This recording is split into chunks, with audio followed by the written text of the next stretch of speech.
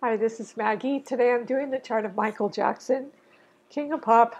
Um, I'll give his birth data first. Michael Jackson was born August 29th, 1958 in Gary, Indiana at 12:09 p.m. And this time was given by um, somebody. Anyway, the time they had for him was really terrible rating. Terrible rating. By Ed Heelan. It's given by Ed Heelan. So he must have been very close to him. So this is Placidius equal house. So Michael was born with Sun conjunct Pluto in Virgo. Very, very powerful. Work and health, intensity about work and health. And also Mercury. Yes, Mercury in Leo. So on the midheaven. So he was meant to be a showman. He also has Venus and Uranus. Uranus, unpredictable change, strange, eccentric. He had some bizarre habits. And Venus just made him, an instant star.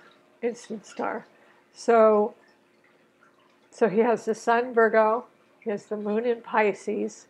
The other one had him as a double Pisces, as a Virgo double Pisces, I believe. So this one, he still has Pisces, because there is a very, very secretive part of Michael. He can be very much an introvert, and I know that comes from his Scorpio ascendant, and all the sexual allegations too about having sex with minors, and even though they were dismissed, they're up again, and anyway, so I'm just doing his chart, but that would definitely be Scorpio on the ascendant and Neptune. He has both rulers of Pisces in the 12th house in Scorpio. So Jupiter would be expanding his sexuality, and Neptune would be putting a veil over it, being elusive, evasive. It would be hidden. The 12th house is hidden. And he was always changing his appearance. When he did go out in public, he would go out in disguise, or also the moon. Here's the moon oppose his two planets in Virgo. The moon Pluto is extremely powerful. I believe he was extreme perfectionist in all his work, which is why he is the king of pop. And Sun conjunct Pluto is just obsessive with the details, so analytical, and with Mercury right next to it, 10 degrees, it is in Leo, and they're all, in the midheaven. He has Virgo and Leo. So he was a star right from the start, from a very young age. Leo rules children, self-expression, creativity. So he just stood out. And the reason he stood out was he had Venus, and he also had Uranus. So they saw his unusual, different talent. They saw Uranus and Venus right away. Whoever spotted his talent. But his Virgo is opposed to the moon. Both Moon and Pluto are opposed to the moon in Pisces. So he did have some health problems. He had vitiligo. He kept kind of changing his face around, a lot of plastic surgeries. He had an accident. I believe he fell on stage, or had a terrible accident on stage. That would be Moon Pluto. Pluto could act as a malefic in that case.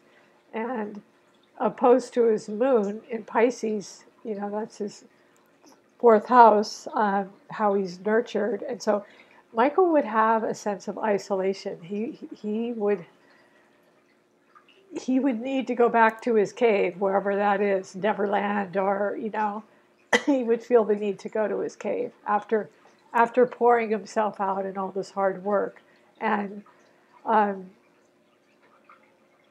yeah, so, he definitely was a star. He has, all these conjunctions. He's got Uranus, Neptune, Mercury, Sun, and Pluto conjunction, in both Leo and Virgo, and they're all opposed to his moon. Well, the moon, Pluto, Sun, Pluto, sorry, are opposed to his moon in Pisces. So what they did was give him health problems, maybe emotional health problems as well. The moon is how you're nurtured in the home, having it in the fourth house.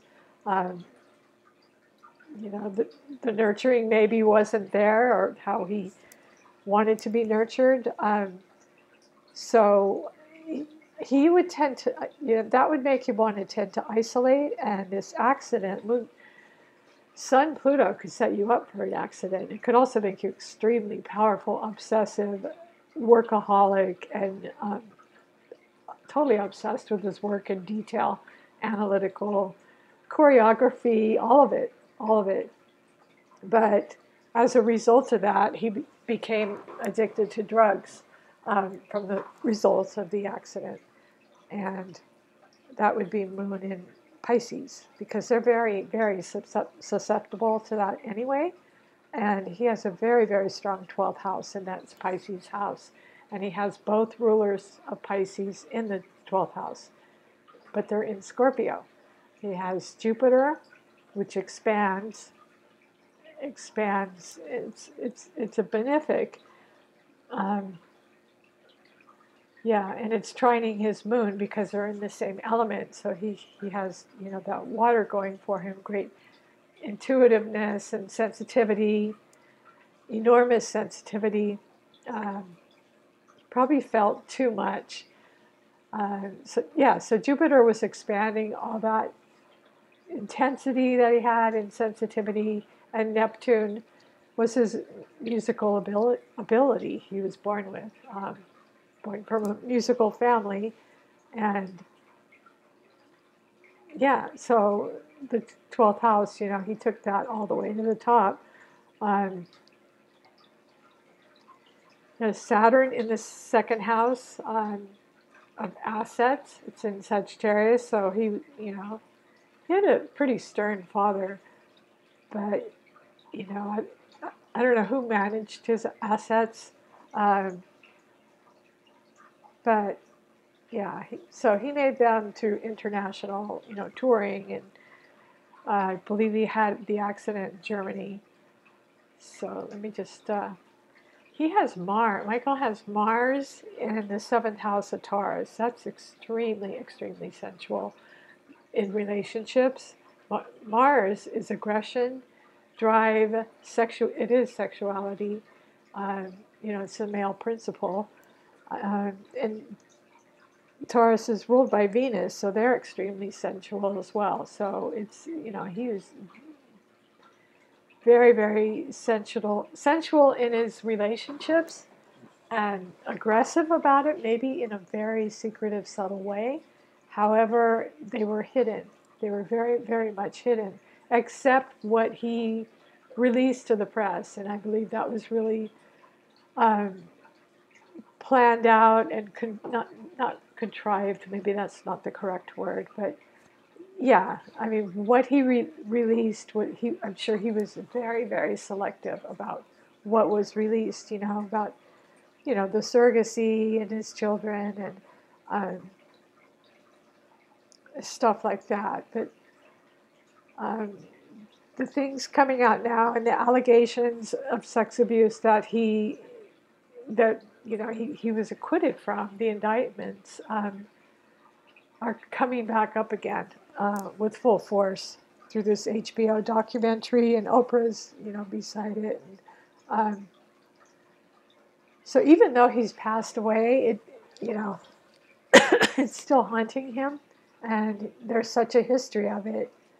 So I believe that really shows in his 12th house through Jupiter and Neptune. Neptune can be deceit, deception, covering up, hidden, fogginess, nebulous. So I believe a lot of these people being kids, being groomed for this, if in fact these allegations are true, really didn't see it. And, a lot of, yeah, they're allegations at this point. So, but Scorpio is extremely, extremely sexual sign. And to have Neptune there, it really is nebulous and hidden and secret. And, this documentary, I haven't seen it, but I did see the Oprah special. And she said that he drilled them, and just, anyway, you can judge for yourselves, but this is him as a star. He's got everything laid out in the midheaven. He's got a beautiful fire trine from Leo, Leo to Sagittarius, where he made his money. He made his money. Saturn gave him discipline to make a ton of money through his work, through his creativity, his genius. The Sun Pluto gave him the accident, I'm sure. And then, the opposition got him addicted to drugs. And that was his demise also, was from drugs, so there was just a lot of nebulous stuff and court cases. And, that's Scorpio too. Scorpio is litigation. It's joint finances. It's, Mars would be aggression. But Scorpio, there was a, when you go to court, when you're suing each other, that is joint finances, whether they're allegations of child abuse or alimony or child support or whatever they are, recording contracts, fights over his estate money, whatever. And with Neptune there, in Scorpio in the 12th house, it just really is so much hidden. And I believe now that Neptune is transiting Pisces. Oh my gosh, there's just so many secrets being revealed. And this documentary about Michael is just blowing people away. It really is. I've yet to see it, but there's just a lot of illusions being shattered right now, in the government. And anyway, I want to get back to Michael. So Michael's Mars in Taurus. Taurus is ruled by the throat, so it's the voice. And frequently, great artists have a prominent Taurus. So to have Mars, that's a planet of will, ambition, vitality, strength, ambition. He had the ambition to get ahead singing, and so he used his voice, and also in his partnerships as well, because that is the personal relationship house. So he used his Mars in that way. So those are the basic, he's got some sextiles. It's an easy flowing, harmonious aspect between his Virgo house. That's the 10th house of his career. So his career was just laid out for him, between the Virgo and Leo up in his midheaven. He has 5 planets in his midheaven. So come on, it's plus the MC itself. That's a lot. That would be actually 6. 6. So I was talking about the sextile to Earth and water. They get along 60 degrees. So the sextile between Virgo and his 12th house made him an exceptional musician, artist, just an all-round artist. Choreography, because the 12th house is extremely imaginative. Jupiter expanded his imagination, and Neptune gave him great skill. Neptune rules all the arts, just imagination. But the higher octave of Neptune is service and inspiration. He had a lot of inspiration. Um, and the lower octave of Neptune can be deceit, disillusionment, um, lifting the veil. And so, yeah, Neptune and Scorpio in the 12th house, a lot of hidden either about his sexuality maybe, or someone else's, or what they were doing behind closed doors. Who knows. But they are coming out right now, and I believe that's as a result of Neptune and Pisces transiting right now. We have a lot of things coming out in Pisces, and the sun is in Pisces currently, Neptune, and Mercury retrograde. So it's just revealing a lot of secrets for a lot of people. So he has that beautiful, beautiful fire trine between Sagittarius, making his money through his creativity, his artistic ability. And the moon opposition, I talked about his accident. Moon Pluto probably caused that. And he has a square, excuse me, he has a square, Mars square Mercury. Yeah, Mars square Mercury and square Pluto. Yeah, but Mars and Pluto can be malefic, so that can cause accidents as well. Um, yeah, so his ascendant, I think he was confused about his ascendant. That's what I see, because your ascendant is your body, and so he was constantly changing his body, his face. He had the vitiligo, but with Neptune almost on your ascendant, that would give some kind of confusion about your identity a little bit, a lot. So that added to it, and he loved to fantasize, and he loved glamour. He liked to hang out with you know, stars. He loved women, especially. He loved women. That would be Moon in Pisces. And, but apparently he loved men too. But he kept it hidden. So early on, there were rumors about Michael, and they were hushed up, like everyone knows these stories, so I don't need to go all into them, because it's up to the individual if they want to come out of the closet but when it comes to, it's just interesting how both R. Kelly and Michael Jackson are just in the news at the same time for molesting minors, which is, child abuse. So that's very interesting. And that, again, could be transiting Neptune in Pisces and Mercury retrograde. It's like bringing up old stuff, because this is from years and years ago. And yeah, so I don't want to get all into that. I kind of already did, but he does have a sun square the moon. Saturn square the moon. The moon is in his 4th house, and Saturn is in his 2nd house. So Saturn would represent his father. He had a very, very domineering, strict father that, made the whole family work for money. So he had great sensitivity in the home environment, so that's probably why he really needs his own space, created his own space. So I'm just going to break down the elements. Michael has a lot of fire. I always thought he was mostly Virgo. I've never really looked at his chart.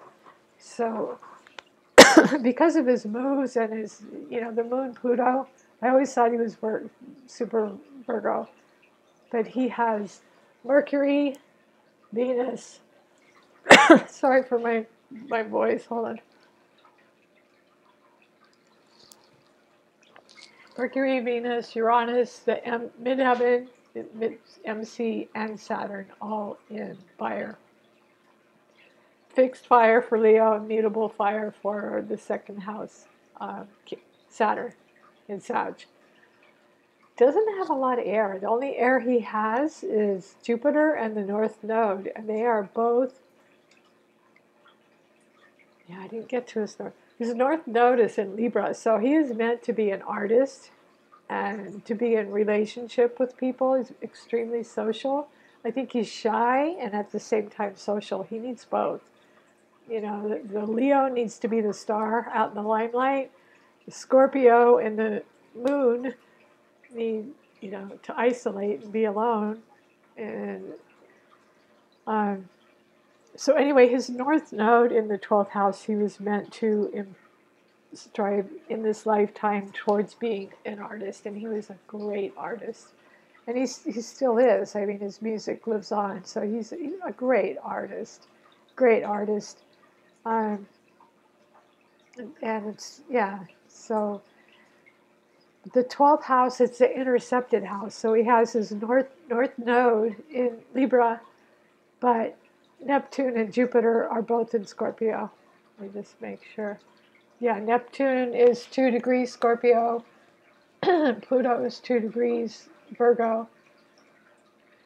And Jupiter is 28 degrees Libra. That's interesting. Yeah, so Jupiter's 28 degrees Libra. So he has both. It's pretty tight though. It looks really tight. To me, it looks like exact conjunction, you know. But I just kind of stare at the symbols. So anyway, going over his elements. So he does have some air. He has Jupiter in Libra, making him a great artist. And he was infatuated with artists, you know, like Liz Taylor and Brooke Shields, and yeah, who did he marry? Elvis Presley's daughter, Lisa Marie. Yeah, so he had that going on.